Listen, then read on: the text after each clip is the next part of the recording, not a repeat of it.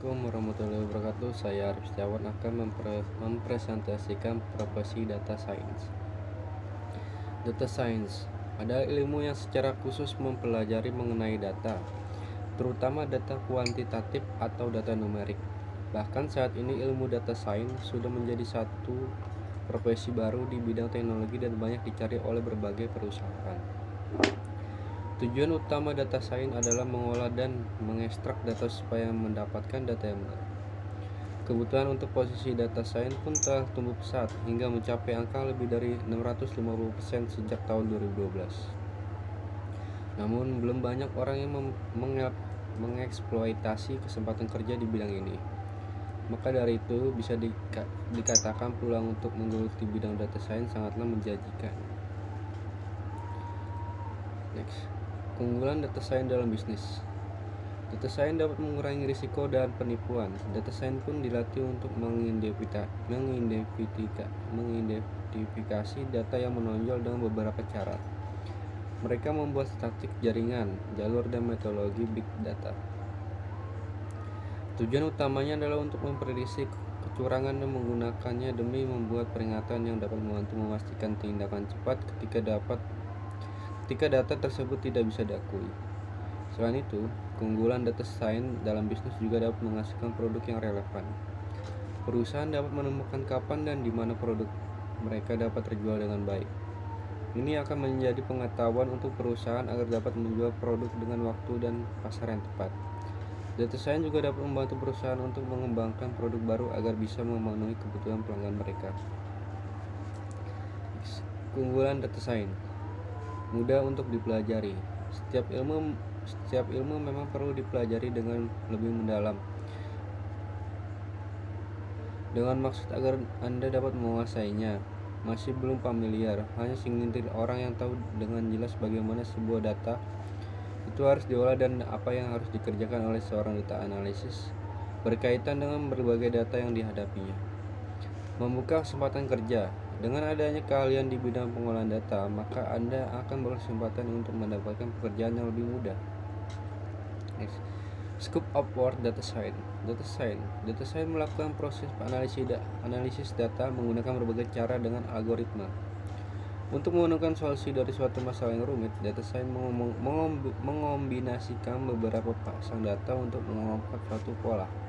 Contohnya, kebiasaan dan preferensi konsumen. Pola yang dicari ini nantinya dapat digunakan sebagai acuan untuk memprediksi pergerakan bisnis suatu produk. Data analis. Meski memiliki nama yang berbeda, pekerjaan data analis ternyata memiliki persamaan dengan data science. Seorang data analis juga bertugas untuk menganalisis data dan mendapatkan pengetahuan baru dari sana. Perbedaannya, seseorang data science diperlukan bila perusahaan sudah memiliki data pada volume besar tertentu dan membutuhkan bantuan untuk menganalisisnya sebelum menghasilkan data produk. Ya, ini adalah gambaran grafik data science roadmap. Next. Roadmap keilmuan data science. Seorang data science seharusnya memiliki cukup dalam beberapa kemampuan statistik, programming, basis data, dan kemampuan presentasi. Kemampuan yang harus dikuasai antara lain: 1. Sekilas pemahaman statistik dan data pre-processing. 2. Memahami cara kerja beberapa teknik machine learning statistik. 3. Time series forecasting. 4. Basis data SQL, NoSQL. 5. Text data. 6. Web scraping, ApacheNet Scrapy, G-Shop. Contoh penerapan data science. 1. Kebutuhan tenaga TI di Indonesia dapat diberikan seluruh instansi pemerintah di Indonesia setiap tahunnya paling tidak kurang membutuhkan tenaga 5.489 tenaga TI.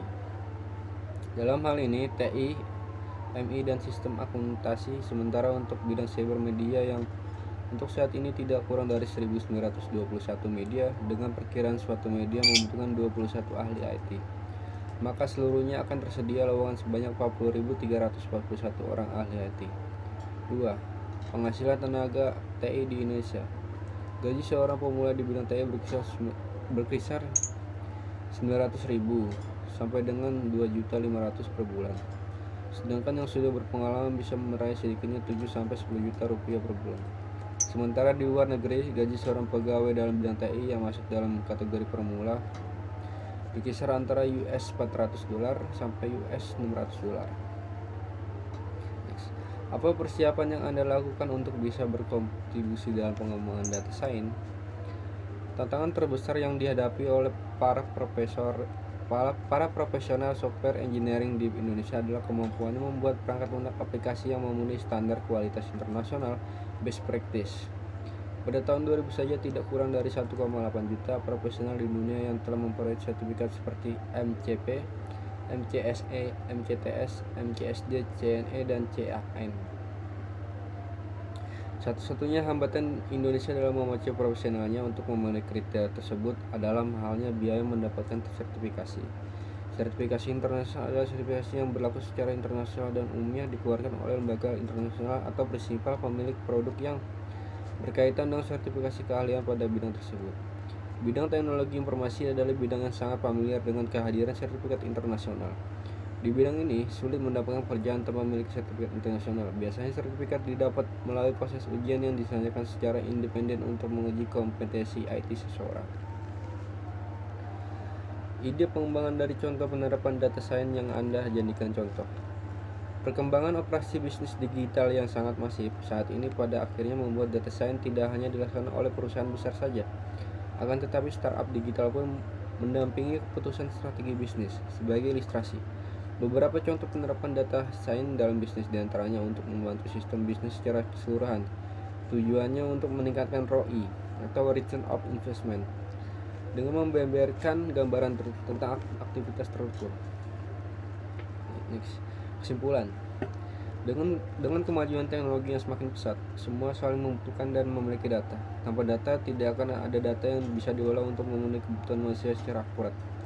Kebutuhan akan tenaga yang berbasis teknologi informasi masih terus meningkat. Terlihat dengan banyaknya jenis pekerjaan yang memerlukan kemampuan di bidang teknologi informasi di bidang teknologi informasi masih sedikit jika dibandingkan dengan jumlah penduduk Indonesia.